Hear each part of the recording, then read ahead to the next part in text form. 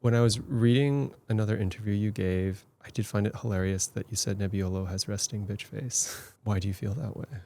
Nebbiolo is a hard wine, but it's also one of the most charming, right? But it's not about being an aggressive or tough wine. It has some serious structure to it, and it's where it starts. So your first encounter with a sip of Nebbiolo is very much, Yeah. but it's just a wine being entirely itself. And it's also some of the most charming and aromatically intriguing and wonderful wines that you can have. So it's just resting bitch face. It's not mean. It's just doing its thing. Nabilah, thank you so much for being here. Thank you for having me. So you originally trained as a field biologist. I was in that stage between bachelor's and I was trying to get as much experience as I could before buckling down for a PhD. So I didn't have any higher ed beyond that, but I had spent many a season as a field grunt. Okay. Do you think that the scientific background gave you a unique way to approach and think about wine? I think so. And I'm definitely not the only person from a life formerly in science that has fallen into wine. I feel like there's quite a few of us in that category, but it definitely is a thing that still draws me. The biochemistry of what's happening in wine, a lot of stuff about what's happening in the vineyard, and all that stuff really draws my interest and attention. So it tends to be the type of cause and effect questions that I ask when I'm in front of a winemaker or when agents are unfortunate enough to have extra time with me and I start asking the nerdy questions. Yeah. This is where my brain goes.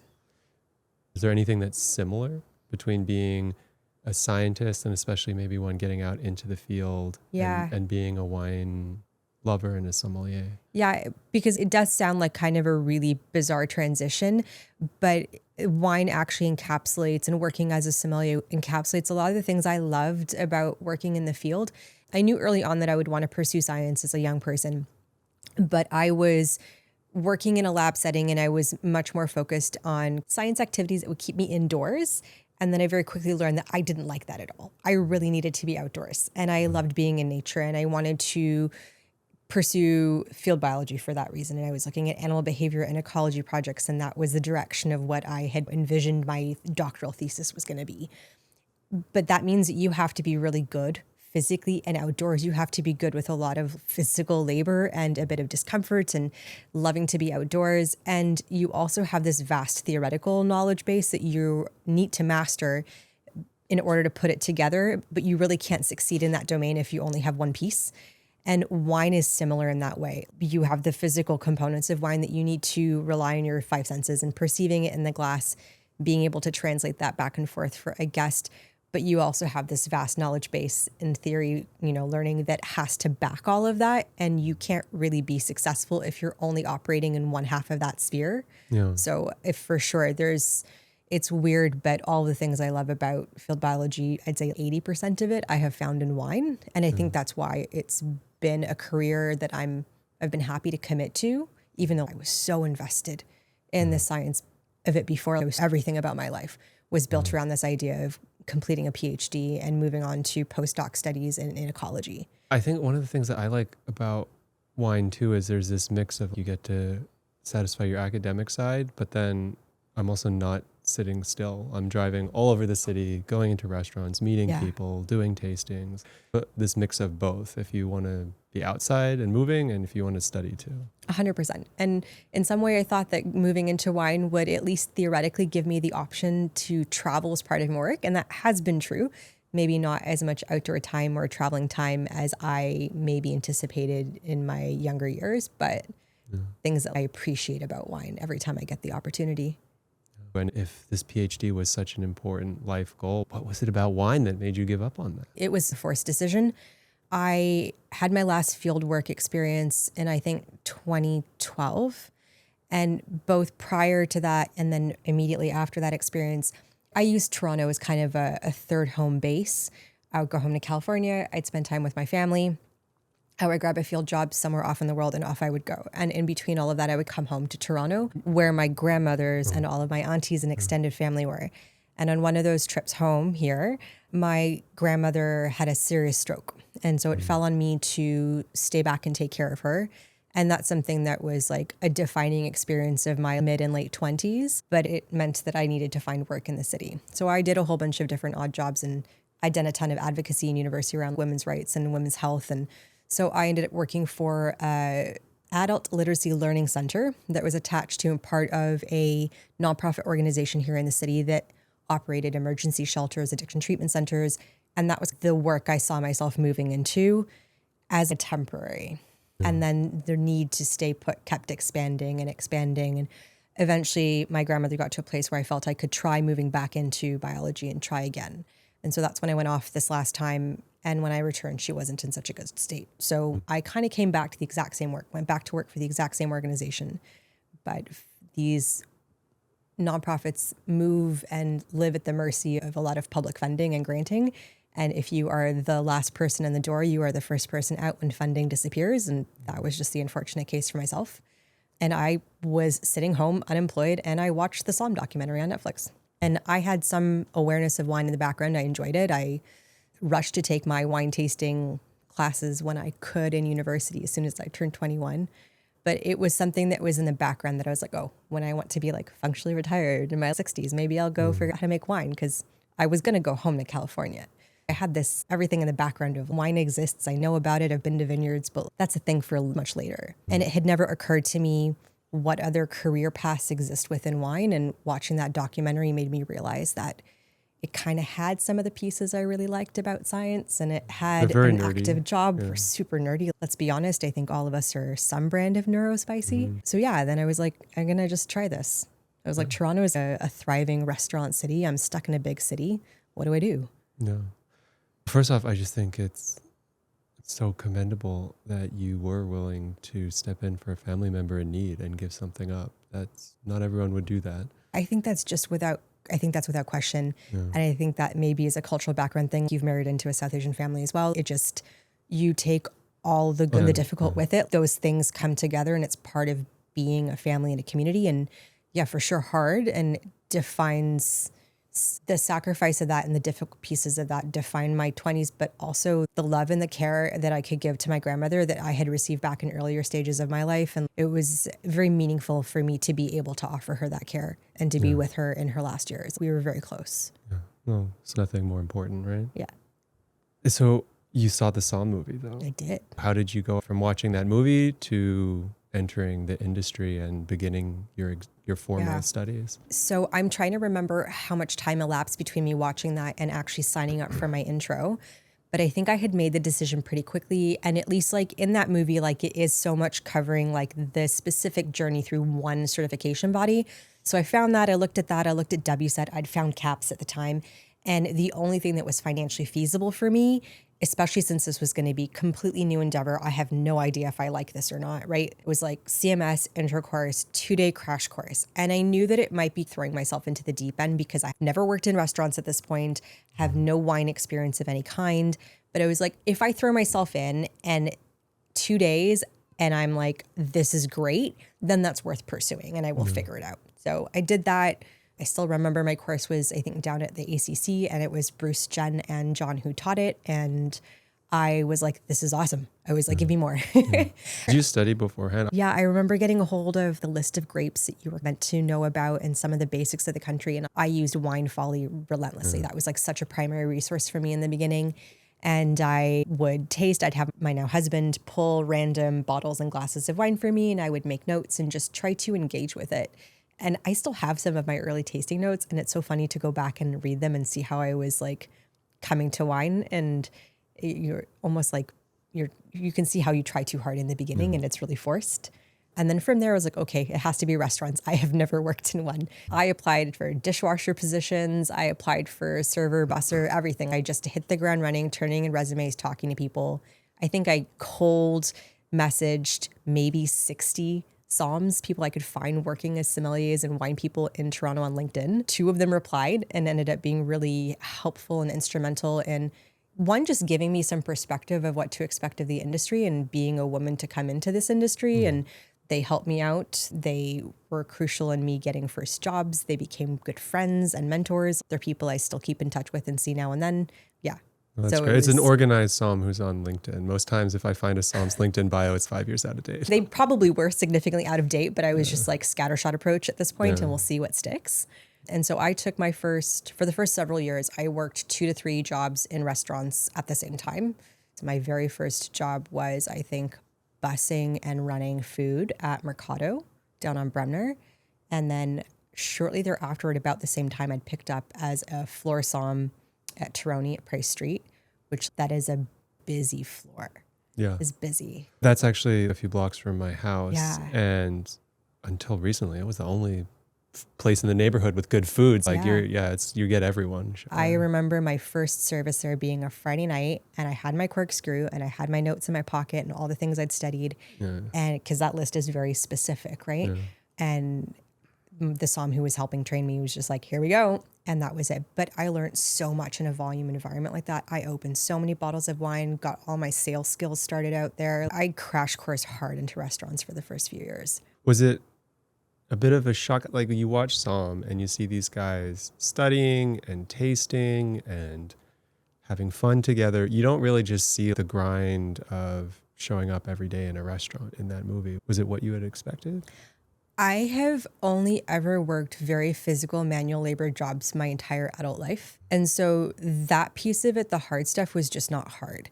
It's objectively a little bit hard. You always feel the tiredness. You feel the endurance that's needed to be on your feet in that way and constantly on. But I had just come back from the Amazon and I would work 12-hour days hiking through like the heat and the bugs and all the things. And it's like being on my feet for long hours was just normal. Okay, yeah. Terroni service, nothing compared to hiking through the Amazon. Not even that. There is a brief moment where in one of the odd jobs I had here in Toronto, I worked for a very high volume surgical veterinary clinic in Scarborough. And I used to pull 13-hour shifts there, scooping shit and cleaning cages and dealing with people who are not having a great day because their pet is at the vet and they now need to spend money they don't have. Like, I would say that's actually the hardest job I have ever had. So yeah, the restaurant life. If someone had told me when I was 22 that I could make more money in restaurants than I was making as a poop scooper in a vet clinic, working days like that, what was I doing? So how did the studies go? Because you I came up pretty fast. The intro, and then with it was 2019 you passed advanced. Yes. So my journey from intro to certified was pretty quick. I would say I always tell people from 0 to certified was about 18 months. And I passed through advanced everything on my first go. So some of it was that, but between certified and advanced was this phase where CMS had a real backlog of candidates. So I actually was in a holding pattern for several years where I couldn't get a seat at advanced. That whole from 2018 to 2020 is this weird smush of things that happened in that 2-year span that I don't exactly remember in which order of operations, but me and my partner got married. I'd switched jobs. I'd passed my advanced. We traveled, and then all of a sudden the world was locked down. Yeah. So pretty quick. I definitely credit a really good study group. I have 2 women that I studied with, Carolyn Ballig and Rachel Picard, who are my other brains forever. But we met every Sunday for years to prep for advanced. And I was so thrilled to be able to go to advanced with Carolyn. Yeah. And we both passed on that trip. So it was just a highlight of my life. Lives in a top 10 moment for me. That's awesome. What did one of those study days look like? Our Sundays were often, we would each bring a quiz. So we would have gone out, covered the set material we decided on for the week.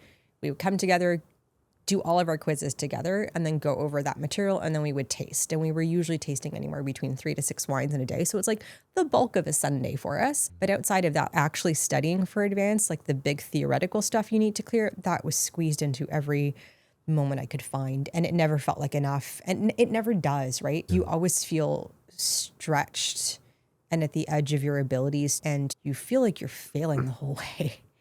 But when you get to a point and you're like, oh, actually, I really learned a lot there. Yeah. But it's not comfortable. No. I was like, if anyone's describing a very comfortable experience while they're studying for a big exam, I don't even care what domain you mean in, then something's a little bit off. Probably you're overconfident. Yeah. Do you think the academic background was helpful in the theory study?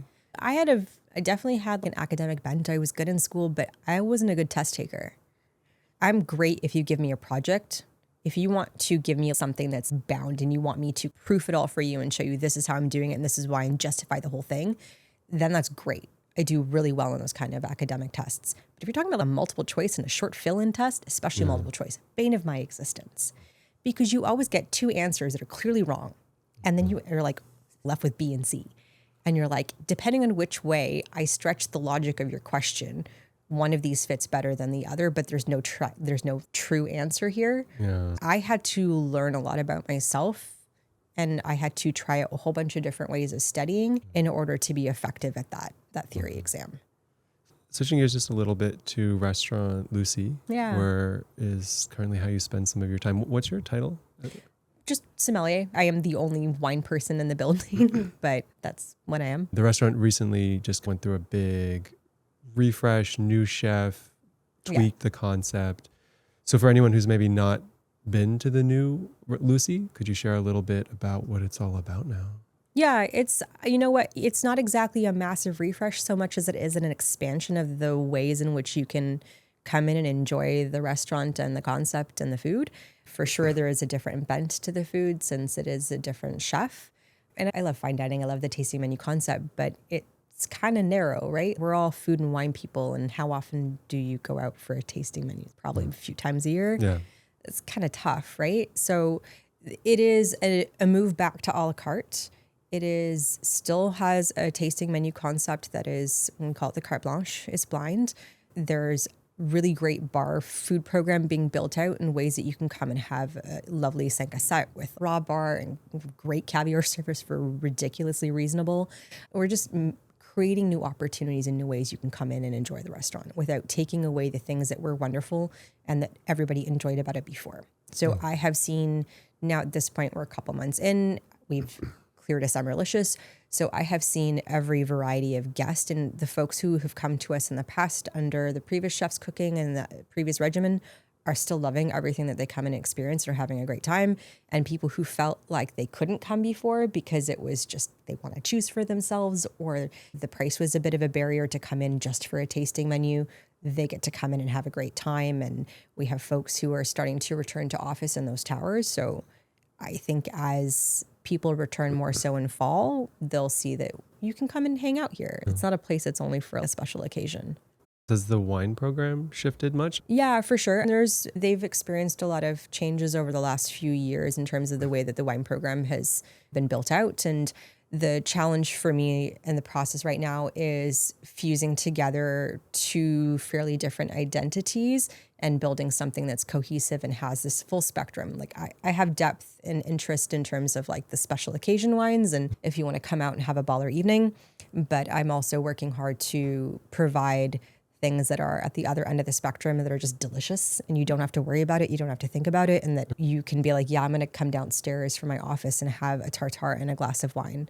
This is a tasting menu. Was it mostly wine pairings? We did tons of pairings. I would say actually the only place I've ever been where more volume in my wine sales was going through pairings than anything else. And now there's, I think, a healthier balance between the segments of wine that sell through the restaurant. We also do offer corkage. And so we have a number of guests who come and they will bring a bottle, buy a bottle, bring something special from their cellar that's red, and they're joining friends for a fancy dinner. And then they'll start with us with aperitifs and cocktails and a light white wine or what have you. So I'm happier to see that kind of balance across segments instead of only one sort of version of the cellar being hit. Yeah. Yeah. It's got to be hard to have wines that are going to go good with people doing the carte blanche tasting menu, a la carte, and then just showing up for some caviar and oysters.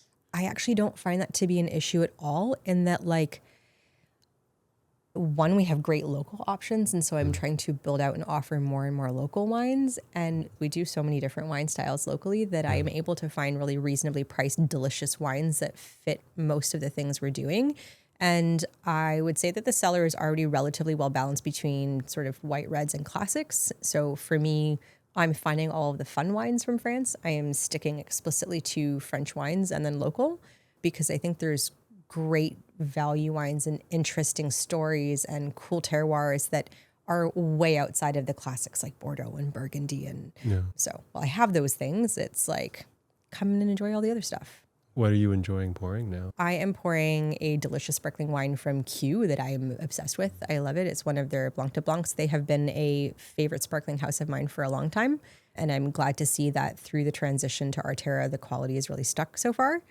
And then I have a beautiful Monton Sancerre that I have just a few bottles left of, but it's one of my favorites. And when you get those guests who are like, you just vibe with and you have a great conversation, you're like, I have something really special for you. Yeah. You know what I mean? So yeah, I don't know, there's a few different things. That's the kind of wine that when I've done CMS events, they'll pour, but not all of it. And then you see the master somms at the end Right with at the those back. bottles at the back, just enjoying the rest of them. 100%. And I'm not even a huge Sauvignon Blanc fan, but like that wine, that particular crew is just so lovely. Yeah. How do you find people are responding to you pouring Canadian wine? Generally great. It's been a while since I've been on the floor, right? Comparing it to my last experience where it literally broke people's brains for me to pour them Canadian wines. People now are very open. And I think maybe based on where we are location wise, we do catch a decent number of tourists who are like explicitly want to try local wines. So for me, I think it's great. I don't have the pushback from guests that I did last time I was on the floor. Okay. Yeah, it's tough. I hear mixed things about this, but I can even, an experience I had last week, a somm was asking me, do you have any Chardonnay? I'm like, I have this. She's like, no, I need something more California-like. Oh, I have this great Niagara wine, a little New Oak. It's a little riper. It's so good. Crickets. I don't want to. That's tough. Niagara, I can't talk about. Yeah, I guess it depends on the venue you're at. I can see it, and maybe depending who your clientele is. I have before poured someone a New Zealand Sauvignon Blanc and a Ontario Sauvignon Blanc side by side blind because I had poured two at the time by the glass. And the guests liked the Ontario one better. And when I let her know that was the Ontario one, showed her the bottles, she just could not compute. And then she's still stuck with her New Zealand Sauvignon Blanc. So this is one of those things that I want to see Ontario wines champion more, but it is not something that sits solely with somms or with guests. This is this little dancing act that has to happen to kind of move us forward, because I'd be irresponsible to keep bringing something in if my guests are not asking for it, not wanting it. You know, give the people what they want. But at the same time, I see a lot of criticism of somms for not buying more Ontario wines or not championing them more. And it's like the demand also has to come. If you like Ontario wines, when you see it on a list, let the somm know that. Let the people in the restaurant know that you are so happy to see local wines, because otherwise, yeah, like you said, it's crickets. You're not sure what to respond to. Yeah. At Lucie, you're on the floor, but not full time. Yes, I have this amazing, for me, arrangement with them that I am on the floor 2 nights a week, sometimes 3. And I am in and out of the building as needed otherwise in order to run the wine program. And wherever I have the ability to give them extra days, I certainly do. The GM who joined since the changeover is from Auberge-de-Pommier, really lovely gentleman named Fred, who is quite capable as well.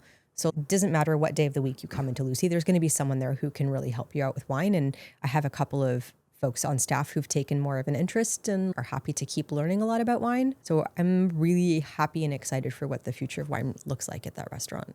Okay. Like me, you are someone who's a parent and working in hospitality. Was it hard to negotiate with Lucie? Was it hard to find that kind of arrangement? Yeah, for sure. Yeah. And actually with Lucie, it wasn't hard to arrange that at all. Like I went in and spoke with the team and with Yannick, and I'm very upfront. Like I know that the circumstances of being a parent who has a limited number of evenings that they can give you, that's a really particular arrangement. It's tough. And I completely understand when and where that doesn't work for a restaurant. Like, of course, right? So I was like really hedging, as if this doesn't work, that's okay. Please just be upfront with me. I'm happy to be upfront with you. This is how I can work with this. And they were like, no, this is cool. Let's do this. It's like, I greatly appreciate the vote of faith that was worth having around, that it made sense for them to work with my schedule and my needs. I'd like to think that I'm bringing value despite I only have a little bit of time to give on the floor. What days are you? Usually Friday, Saturday. Okay. So that's been pretty much it since December. So I'll hit the core nights. If we have a big event or a wine dinner, things like that, then I'll also come in where I can. But I try really hard not to do more than 3 evenings away from my kid.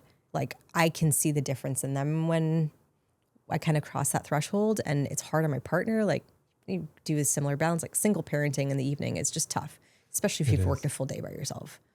I guess what advice would you have to any other parents, especially mothers, to kind of make it work in hospitality? I think that keep getting out there to build your relationships and just network, because I found that the longer that I stayed out, because I didn't have an explicit reason to be out at a tasting or engaging with someone or going to talk to someone because I saw a job posting. You mean, like, the more I made the choice to stay out because I didn't see the obvious way in, or I knew that what they were exactly asking for wasn't something I could match, just meant I started to fall further and further out of the active wine industry in Toronto. The more my network staled out, the more difficult it was to see how I could get back into it. Because it's like that time away, you're like, especially when my daughter was young, it was like, who's taking care of her? Can I ask my husband to take time away from his like crazy busy schedule? Or can I pay someone to be with her so I can go to this thing, but it's not directly bringing me money?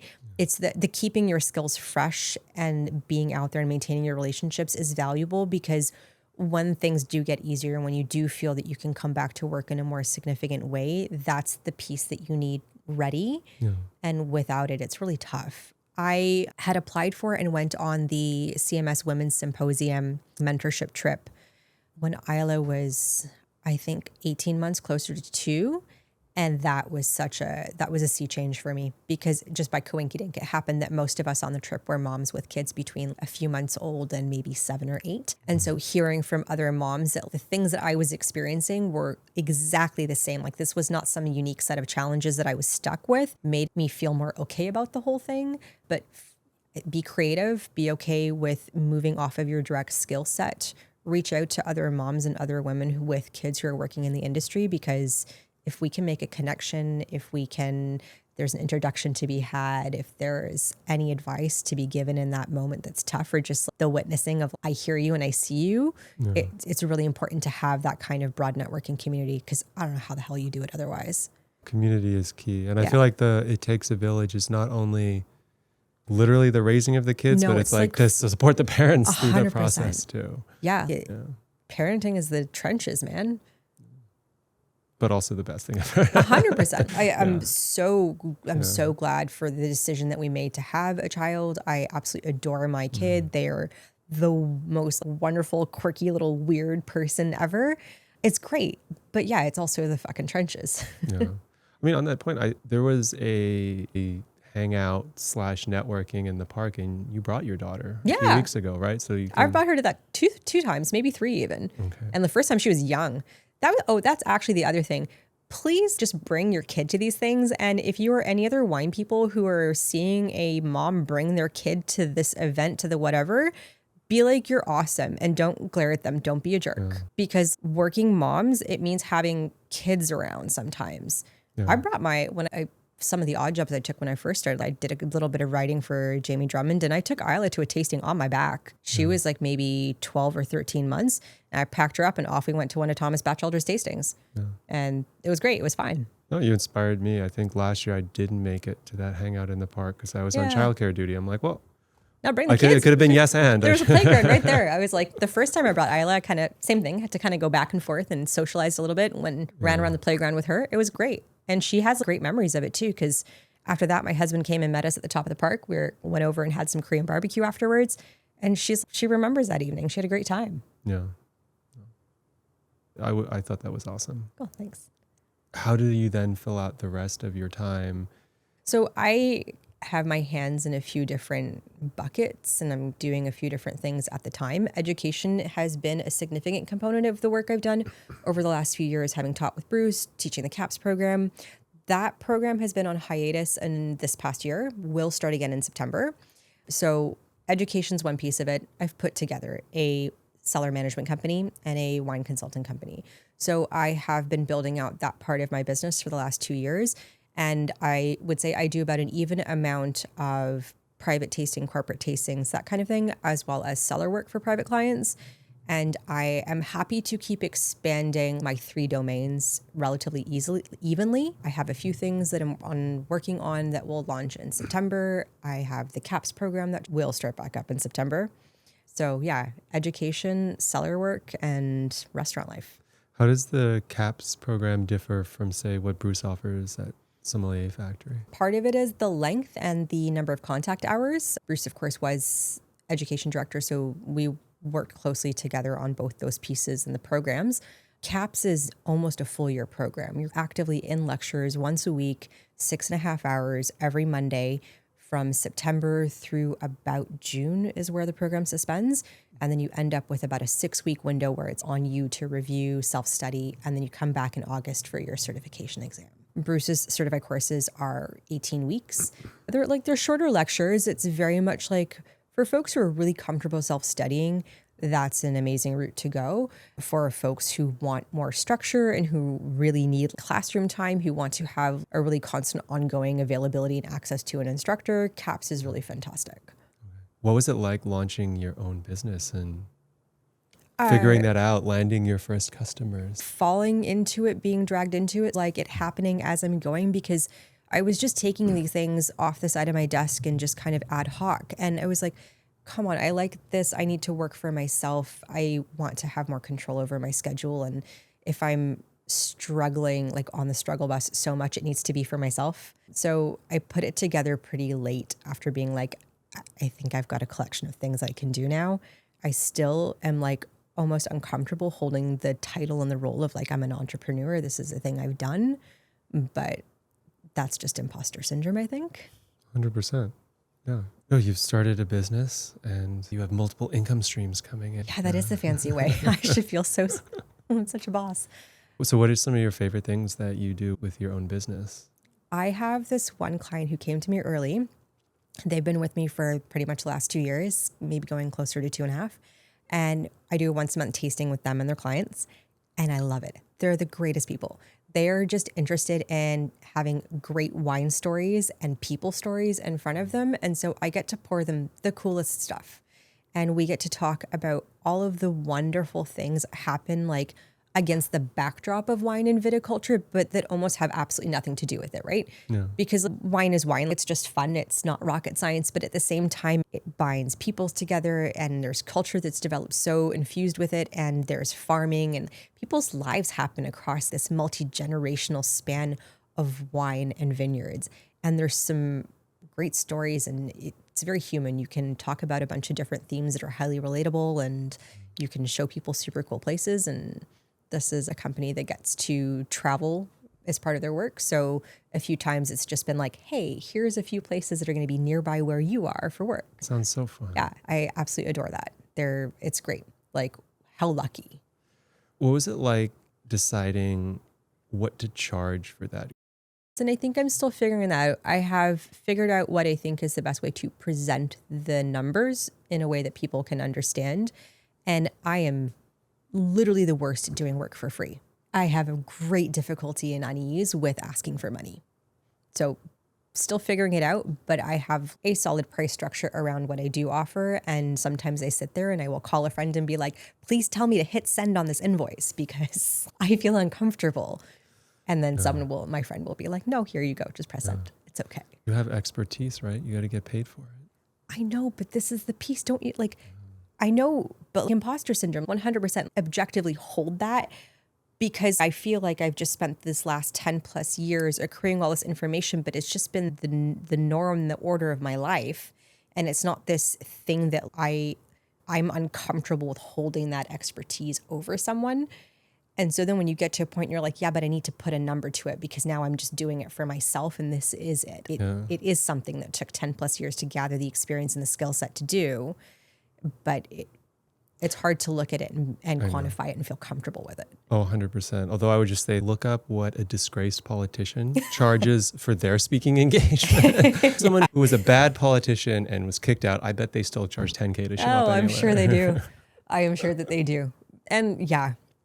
And I think that every once in a while, I think because I'm still in the earlier stages of my business where building up the client base is a really important thing, I can get requests that are sometimes unfeasibly low for me to accept the job. And I sometimes struggle with doing it. And I have to remind myself that if I take that and I get another inquiry or I've got another client coming along, I have now made myself unable to actually make money, or the number of hours that go into setting up for these private tastings and going to someone's location and all that stuff. Those are hours that I can't take other work. Yeah. And so it helps me a little bit to reframe and calibrate around being comfortable asking for those things. I did see that you're also one of the founders of Vinequity.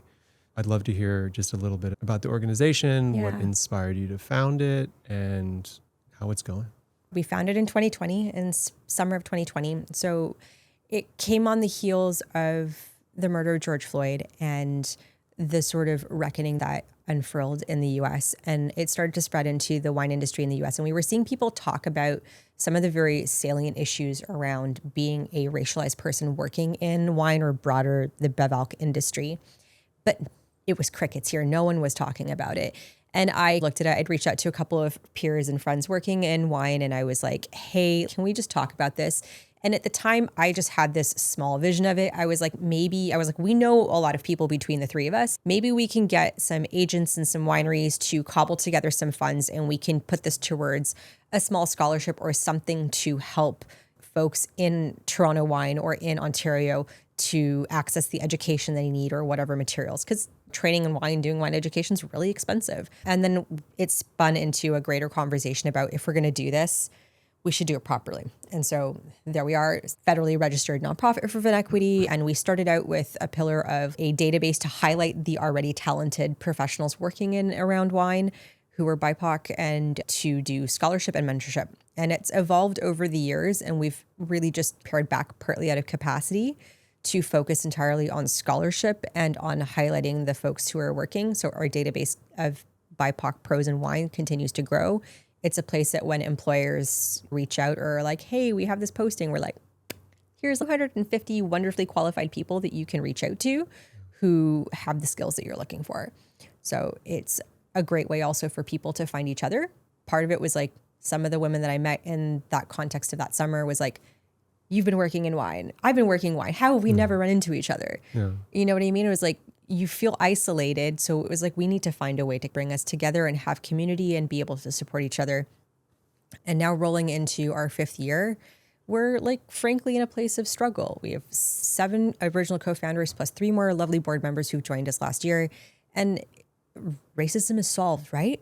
So it's not the hot topic. It's not the thing that people want to pay as much attention to. We are seeing a broader scaling back and paring back of the resources dedicated to DEI work. We're seeing corporations and companies decide that they can't touch this anymore and that there's no even pressure here, for like them I to do so. understand with Trump that like it's everything is getting rolled back in the US, but people are using that as an excuse. Like I think you just see it as a quieting down of like, well, it's not such a big deal anymore. And like, there's a lot of you. And like, to be clear, I can see the visible changes in our industry since I started. I would often walk into a room at a trade event and be the only person of color and or the only woman of color in the room. So I absolutely see the difference now. I like to think that Vinequity has been part of that sea change, but it's not the easiest thing to get folks to continue to put funds towards this issue.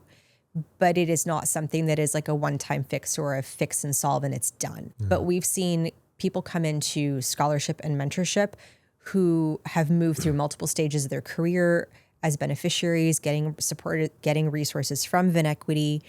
And that's amazing. We have people who came in who were like mentees that now have their own businesses, thriving private tasting and corporate education businesses, and people who have come in as servers and moved on to floor somm roles and then to wine buying roles and getting to take more leadership within restaurants. This is how, like, it's great to want change and be like, your diversity is great, but you need material resources to make that happen. Yeah. So actually we have our AGM tomorrow. So we're meeting as a group to plan and strategize for the next year. But this is frankly like a do or die year for us. So if anybody who's watching has benefited from Vinequity or appreciates the work that we do, which is entirely volunteer based, by the way, even if it's 15 or 20 bucks, man, we'd appreciate it.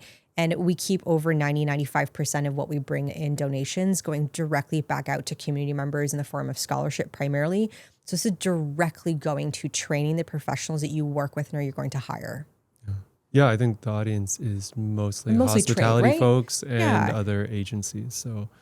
So yeah, and if there's ever questions about the work that we do or how things get spent or any of that stuff, all of us are relatively visible and available, and info@vinequity.ca is a monitored inbox. Especially right now, we have a summer student, so it's like we're extra on top of it. But reach out. We're delighted to find different ways to partner with people, but we don't want this to fade off after this year. Yeah. And that's the risk that we're at. I hope everyone listening donates.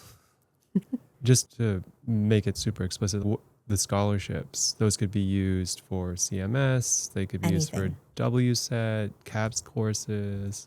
So two of the things that we feel extremely strongly about when it came to building out the way our scholarship work is, one, it has to be a really straightforward single application process, because there's this whole feature of the nonprofit charity world that really sucks the time off of people who are already time strapped and to do so many different versions of applications.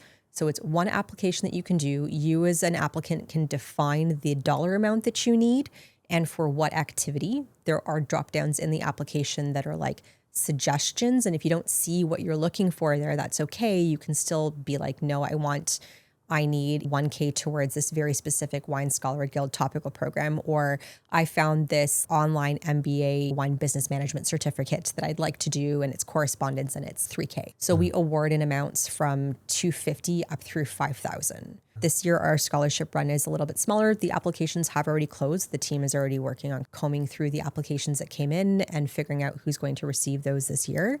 But the fact that it is a smaller scholarship this year because we needed to keep the lights on, and this is what we could expend. I hope next year we're back up to doing a 25K scholarship round. Yeah, the wine certifications, even just doing the advanced course was, I forget, could have been close to $2,000. But then you factor in the hotel and the flights down there and going out to restaurants, and it gets expensive quickly. It absolutely does. Yeah. Yeah. So any bit of help that we can give to people, all for it. Awesome. When I was reading another interview you gave, I did find it hilarious that you said Nebbiolo has resting bitch face. Yeah, I remember that one. I think that was like Youngblood Somms or something with Jamie. Why do you feel that way?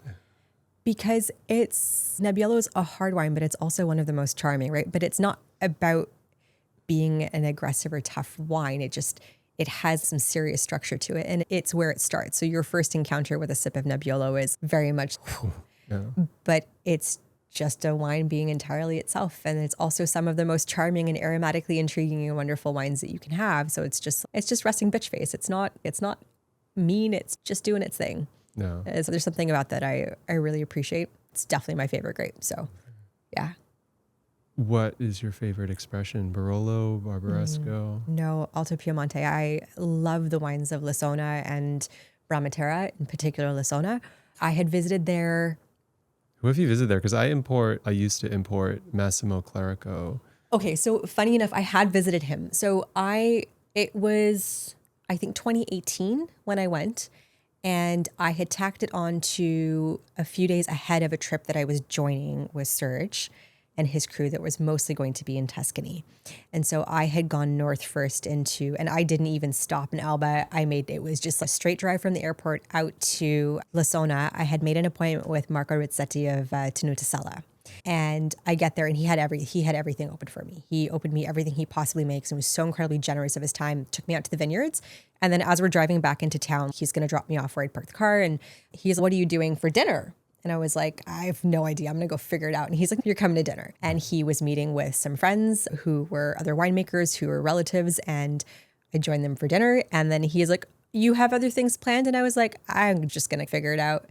And he's just handled it for me. He passed me around to his cousin who makes wine, to his friend who makes wine. We visited another Barolo maker in a nearby village and tasted through their wines. And it was just this wild and crazy, wonderful experience. And I remember arriving, it was probably early spring and everything was in bloom. And there's these flowers that climb the trees and everything it was such a sensorial, complete experience. And so yeah, tasted with Tenuta Sella. Massimo Clerico was one of the friends he brought me to. He has like a really steep vineyard when you go, and it's just a small kind of humble tasting room. Yeah.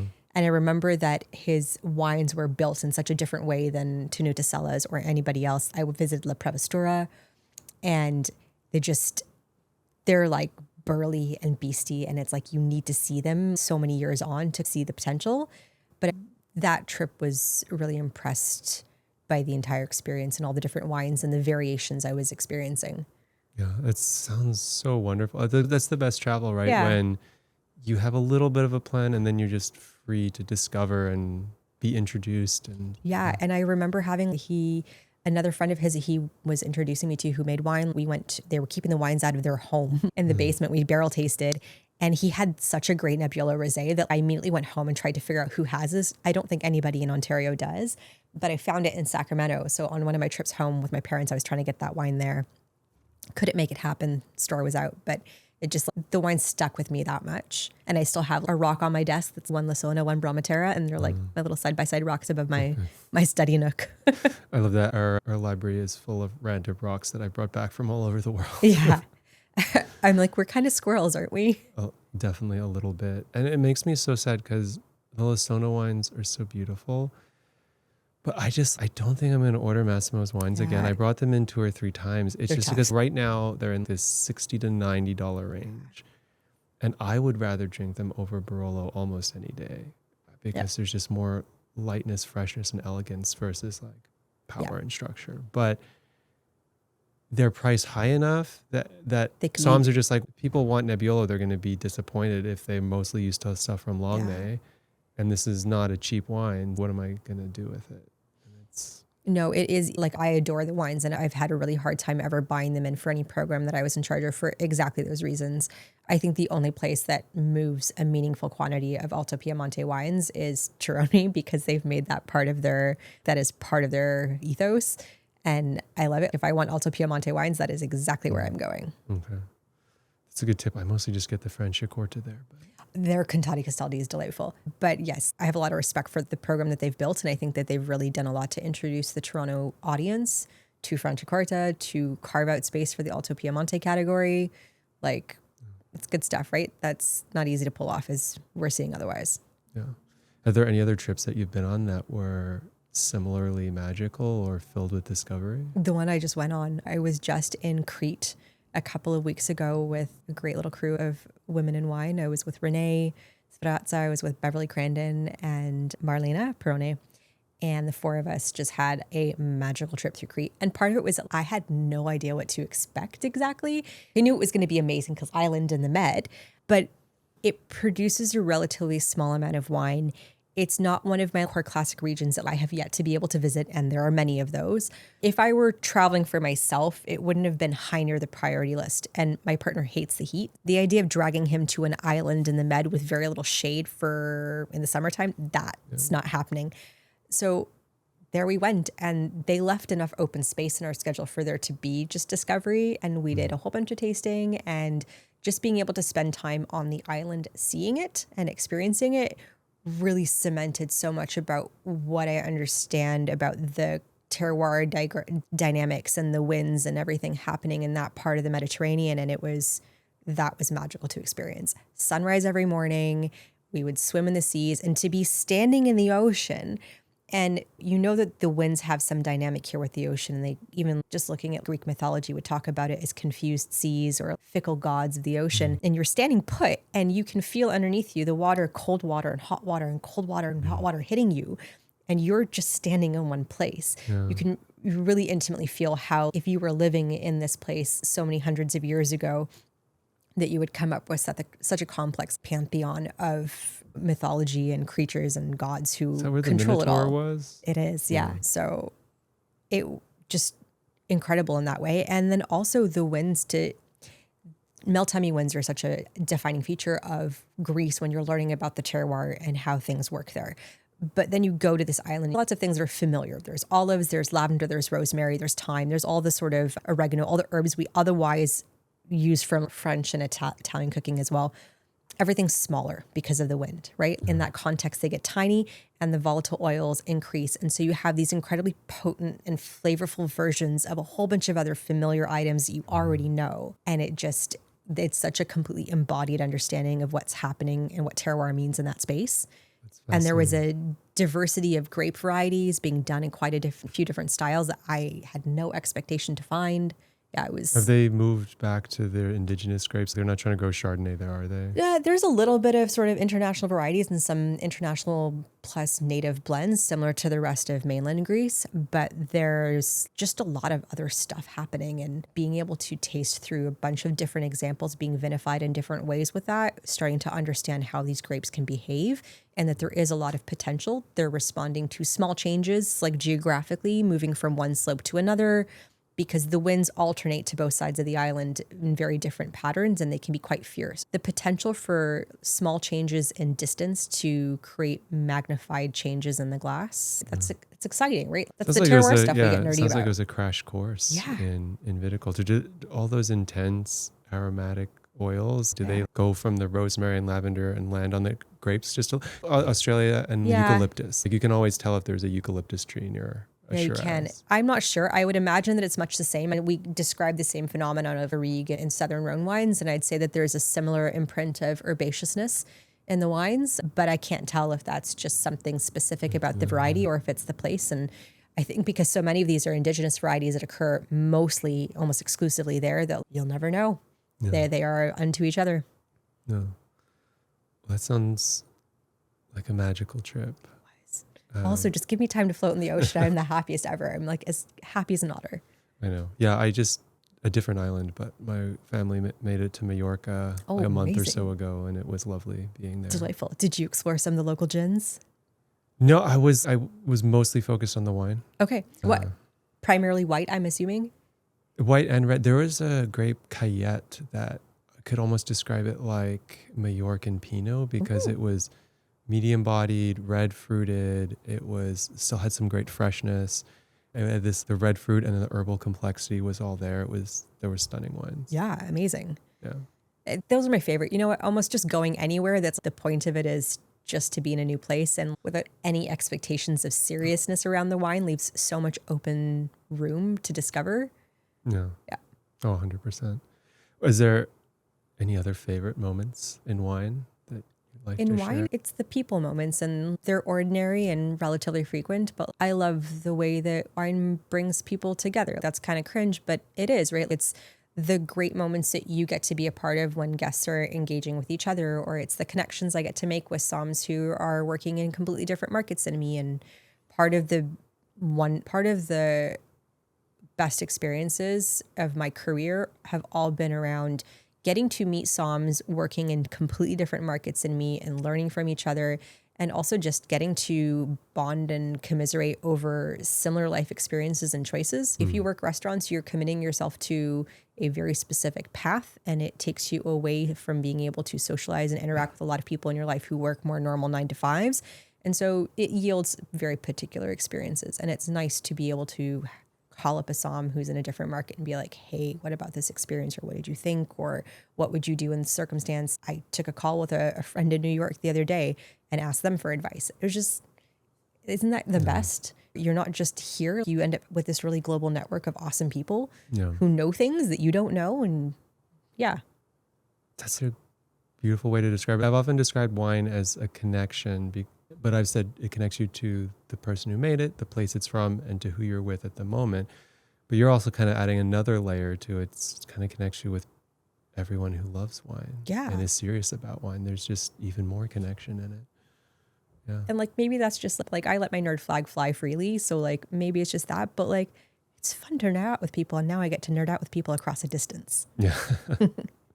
Thank you so much for your time. My pleasure. Thank you.